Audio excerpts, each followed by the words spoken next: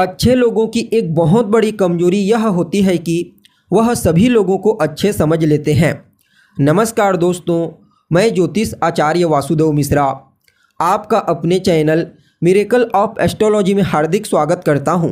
दोस्तों, आज का यह ज्योतिष का कार्यक्रम आपके लिए यानी कि कर्क राशि के जातकों के लिए बेहद ही ज़्यादा खास और विशेष कार्यक्रम साबित होने वाला है। क्योंकि आज के इस ज्योतिष के कार्यक्रम में हम बात करने वाले हैं राजकुमार बुध के वक्री चाल प्रभाव के बारे में।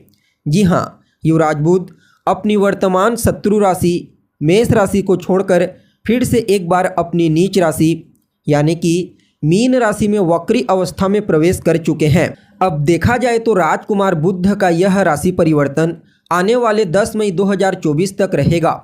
उसके पश्चात राजकुमार 10 मई को फिर से राशि परिवर्तन करके एक बार मेष राशि में प्रवेश कर जाएंगे।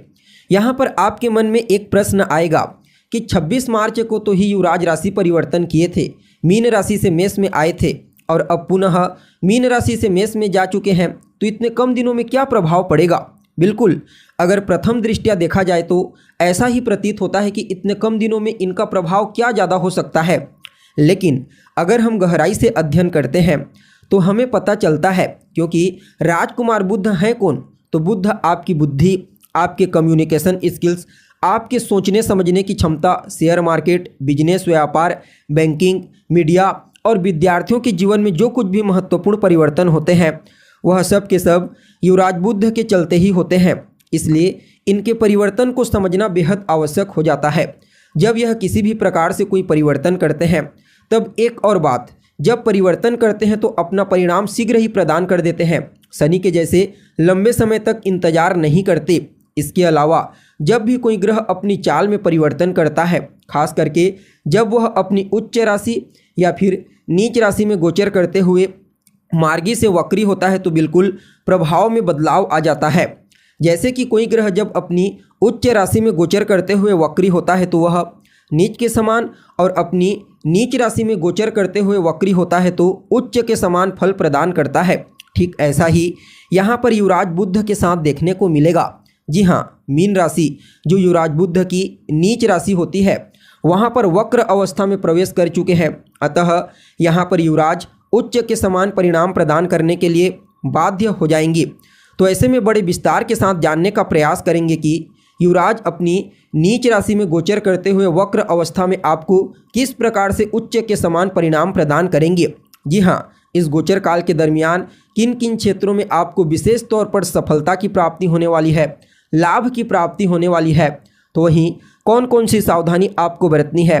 आपका स्वास्थ्य, आपकी शिक्षा, आपकी लव लाइफ, पारिवारिक जीवन, वैवाहिक जीवन, भाग्य, करियर, बिजनेस, व्यापार, इन क्षेत्रों के दृष्टिकोण से यह गोचर आपके लिए कितना ज़्यादा फायदेमंद साबित होगा, ये सभी चीज़ें आपको बड़ी सहजता के साथ बताएंगे।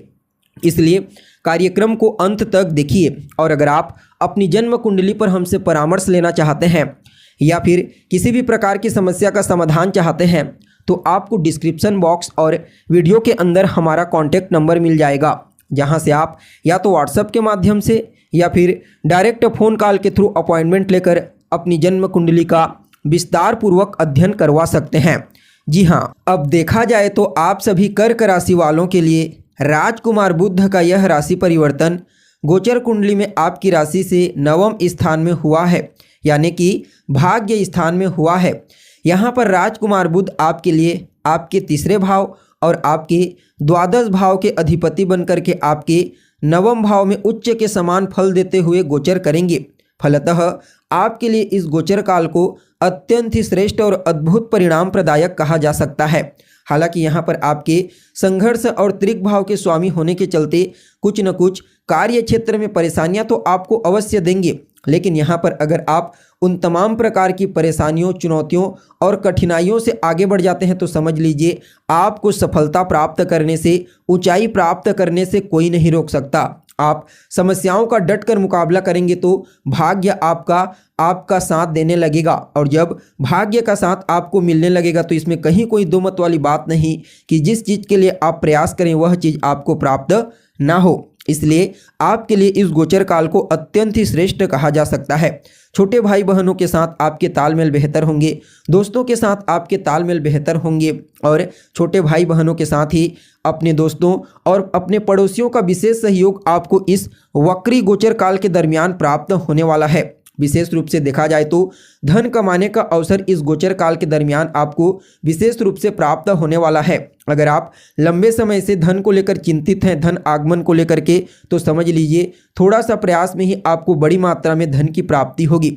साथ ही साथ देखा जाए तो जो लोग फॉरेन जाना चाहते हैं, लंबे समय से विदेश जाने के लिए प्रयासरत हैं, तो उन लोगों को भी इस गोचर काल के दरमियान फॉरेन जाने का मौका मिलेगा।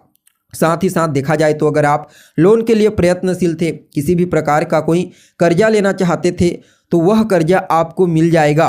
इसके अलावा विद्यार्थियों के लिए भी इस वक्री चाल को अत्यंत ही श्रेष्ठ और बेहतर परिणाम प्रदायक कहा जा सकता है। चाहे आप किसी भी फील्ड के विद्यार्थी क्यों ना हो, लेकिन खास करके रिसर्च के फील्ड के विद्यार्थियों के लिए यह गोचर काफ़ी अनुकूल रहने वाला है। साथ ही साथ अगर आप अभिनय के फील्ड में कार्यरत हैं, यानी कि अभिनय सीख रहे हैं अभी वर्तमान समय में, तो भी आपको कुछ नए मौके प्राप्त होंगे। कुल मिलाकर के देखा जाए तो आप सभी कर्क के जातकों के लिए यह जो राशि परिवर्तन है वक्री चाल का, हर प्रकार से बेहतर परिणाम प्रदायक साबित होगा। फिर भी इस समय को और बेहतर बनाने के लिए बुधवार के दिन आप गणेश जी के मंदिर में जाइए, उन्हें दुर्वा अर्पित कीजिए। साथ ही साथ रोजाना संकट नाशन गणेश स्तोत्र का पाठ कीजिए। इसके अलावा आपको रोजाना गणेश जी की आराधना करनी है। बाकी यह वक्री चाल आपके लिए हर प्रकार से प्रॉफिटेबल साबित होगा। तो दोस्तों, हमें उम्मीद है जानकारी आपको पसंद आई होगी। अगर जानकारी अच्छी लगे तो इसे अपने दोस्तों के साथ शेयर करें, एक लाइक करें और हमारे चैनल को सब्सक्राइब करें। अभी के लिए बस इतना ही। पुनः मुलाकात होगी एक नए और ताज़ा एपिसोड में। तब तक के लिए आप हमें इजाज़त दीजिए। नमस्कार।